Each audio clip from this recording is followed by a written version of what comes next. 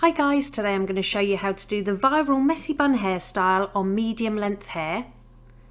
To start, I'm going to split the hair from the middle of the back of the ears straight across and then just pop this into a ponytail at the back of the head.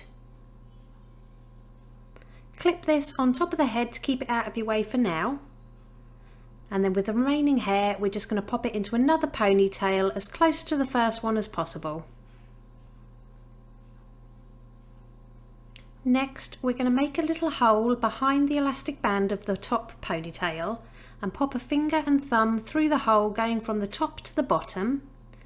Then grab that same ponytail with your fingers and start pulling it up and through the hole, but only pull it about halfway so you create a loop, and then just stretch out the edges.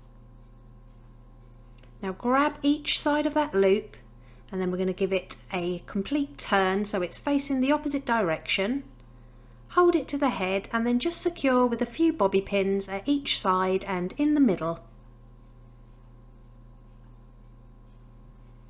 Then we're going to take that bottom ponytail and take a few fingers and start wrapping it around your fingers. Make sure you tuck the ends inside, then just roll it up to meet that little twist.